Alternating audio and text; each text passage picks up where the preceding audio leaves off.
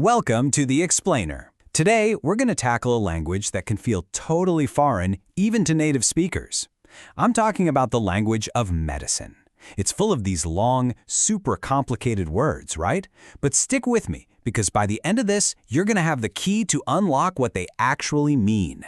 Okay, so you walk into a doctor's office or you're trying to read a medical report, and it can feel, really intimidating. All that terminology, it almost seems like it's designed to be confusing. But what if I told you it's not some secret code?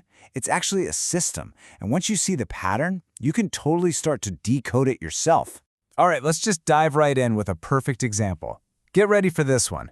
Electroencephalograph. Wow, that is a mouthful, isn't it? I mean, your first instinct is probably just to skip right over a word like that.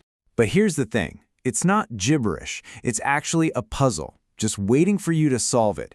And the best part? You absolutely do not need a medical degree to figure this out. Nope, you just need to know where to look for the clues. So here's the secret. These long, kind of scary-sounding words, they're really just compound words. Seriously, they're built by stacking smaller, much simpler word parts together. It's just like building with Lego bricks. So let's break down what those bricks are. There are really only 3 types of building blocks that make up the foundation of pretty much all medical terminology. And I'm telling you, once you know these 3, everything changes.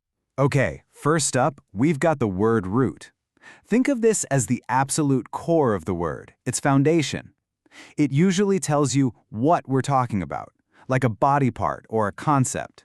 So for example, the root steth, that just means chest.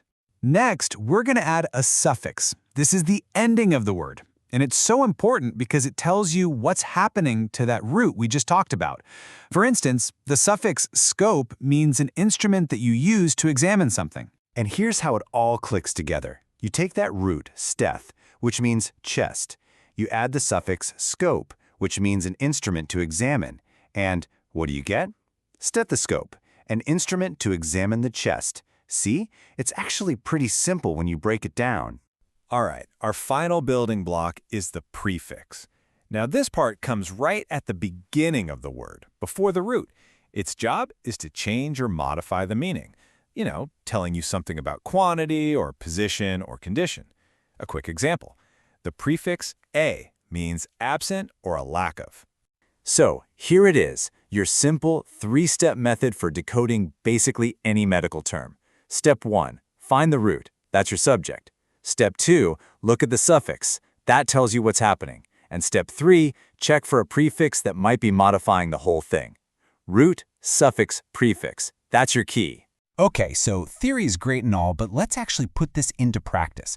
We're going to build and break down some really common medical terms right now, and you'll see just how powerful this system can be. Now, this is where prefixes really show their power. Take a look.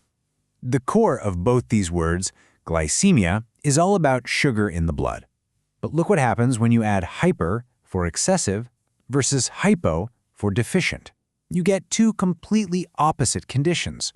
It's amazing how much one tiny prefix can matter. Here's another great one, this time showing direction. The prefix ab means away from. So to abduct your arm is to move it away from the center of your body. But the prefix ad means toward. So to adduct is to bring it back in, toward the midline. Again, total opposites just by changing 2 little letters at the start. So are you starting to see the pattern? It's a really predictable system once you get the hang of it. Okay, let's dive into this. See how the pattern works? Let's look at a few more combos you're definitely going to run into. The cool thing is you can combine all these different roots and suffixes to create this huge range of meanings. Okay, ready? Take a root like hepat-o for liver. Slap on the suffix itis, which means inflammation. Boom, hepatitis. Or swap that out. Take nephro for kidney and add ectomy for removal, you get nephrectomy. It's totally a mix and match system. Suffixes are super powerful. So here are a few you're going to see all the time. We already talked about itis for inflammation and ectomy for removal. But you should also keep an eye out for painio, which means a lack of something, and pnea, which has to do with breathing. These are really common. So what does this all mean for you? Well, it means you don't have to be intimidated by this language anymore. Not at all. You now have the tool. It's like your own personal medical decoder ring to start making sense of all this on your own. Okay, let's circle all the way back to where we started. Remember this monster of a word? Electroencephalograph. Yeah, that one. It probably looked completely impossible just a few minutes ago. But now you have the tools to take it apart. Just look at it now that it's broken down into its core pieces. It's not one scary word anymore, is it? It's just 3 building blocks, all connected together: electro, encephalo, and graph. And here it is, the puzzle is solved. Electro, that refers to electricity. The root, encephalo, means brain. And that suffix, graph, means an instrument to record. So you put it all together, and what do you have? An electroencephalograph is simply an instrument to record the electrical activity of the brain. See? It's not magic, it's just a system. And really, that's what it all boils down to. Just 3 types of building blocks. That's it. Prefixes, roots, and suffixes. That is the entire toolkit you need to start unlocking this whole new vocabulary. So the next time you see a prescription, or you hear a diagnosis, or you're reading a medical article, don't just tune out when you see one of those long words. Just pause. Look for the root, the suffix, and the prefix. You now have a really powerful system to start decoding the language of your own health. You know, this is really just the beginning. Think about all the words that are now within your reach to understand.